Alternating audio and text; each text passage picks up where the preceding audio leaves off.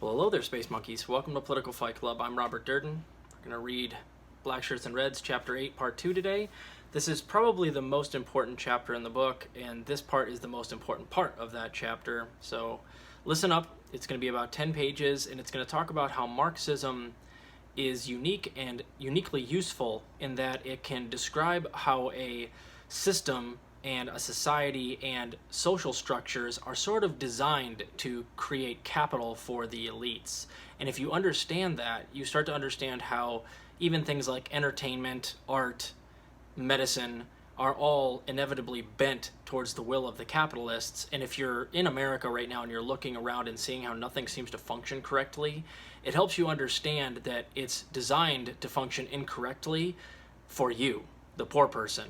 If nothing makes sense, it helps to look through a lens of class struggle and look at the system that we have in America through that Marxist lens to understand that everything, even the movies and the books that you read, are somewhat propaganda, and everything is bent towards the will of the capitalists in some way. And that helps you understand how these things operate. And it makes the fact that they don't make sense make a little more sense. So we're going to start on page 132. Holistic science. Repeatedly dismissed as an obsolete doctrine, Marxism retains a compelling contemporary quality, for it is less a body of fixed dicta and more a method of looking beyond immediate appearances to see the inner qualities and moving forces that shape social relations and much of history itself. As Marx noted, all science would be superfluous if outward appearances and the essence of things directly coincided. Indeed, perhaps the reason so much of modern social science seems superfluous is because it settles for the tedious tracing of outward appearances. To understand capitalism, one first has to strip away the appearance presented by its ideology. Unlike most bourgeois theorists, Marx realized that what capitalism claims to be and what it actually is are two different things. What is unique about capitalism is the systematic expropriation of labor for the sole purpose of accumulation. Capital annexes living labor in order to accumulate more capital. The ultimate purpose of work is not to perform services for consumers or sustain life and society, but to make more and more money for the investor irrespective of human and environmental costs.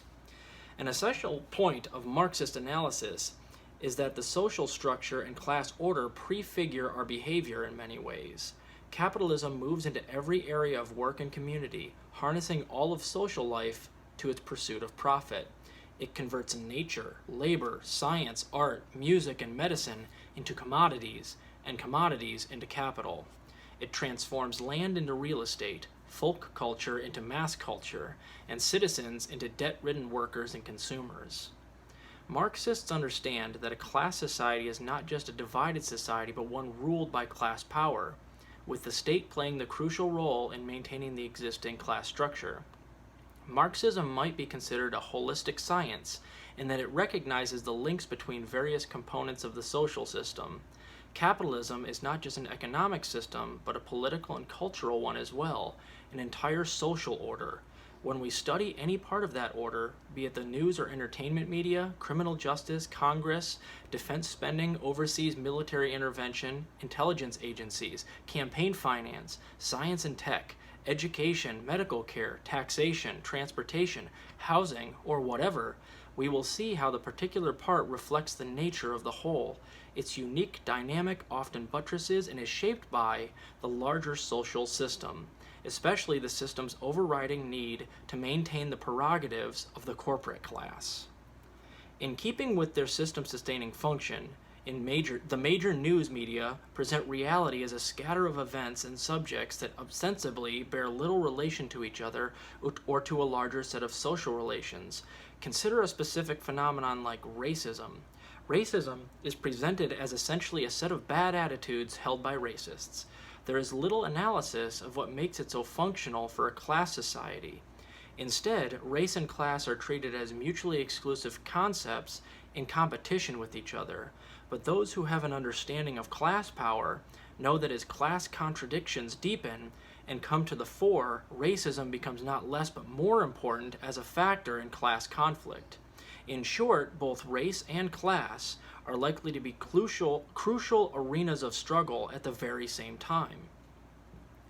Marxists further maintain that racism involves not just personal attitude, but institutional structure and systemic power.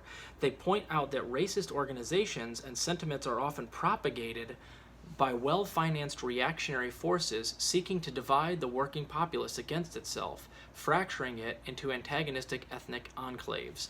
And I've always said this too, as you start to look at things through a Marxist lens, do you start to realize that things like racism in America are propagated by the wealthy because it's a really good way to get poor people to turn against one another. It's a tool that capitalists use and therefore is always inexorably linked with especially end-stage capitalist societies like our own. Marxists also point out that racism is used as a means of depressing wages by keeping a segment of the labor force vulnerable to super-exploitation. To see racism in the larger context of corporate society is to move from a liberal complaint to a radical analysis. Instead of thinking that racism is an irrational output of a basically rational and benign system, we should see it as a rational output of a basically irrational and unjust system. By quote-unquote rational, I mean purposive and functional in sustaining the system that nurtures it. Lacking a holistic approach to society, conventional social science tends to compartmentalize social experience. So we are asked to ponder whether this or that phenomenon is cultural or economic or psychological, when usually it's a blend of all of these things. Thus, an automobile is unmistakably an economic artifact, but it also has a cultural and psychological component, and even an aesthetic dimension. We need a greater sense of how analytically distinct phenomena are often empirically interrelated and may actually gather strength and definition from each other. Marxists do not accept the prevalent view of institutions as just quote-unquote being there, with all the natural innocence of the mountains, especially the more articulated formal institutions such as the church, army, police, military, universities, media, medicine, and the like. Institutions are heavily shaped by class interests and class power. Far from being neutral and independent bastions, the major institutions of society are tied to the big business class. Corporate representatives exercise direct action or direct decision-making power through the control of governing boards or directorships.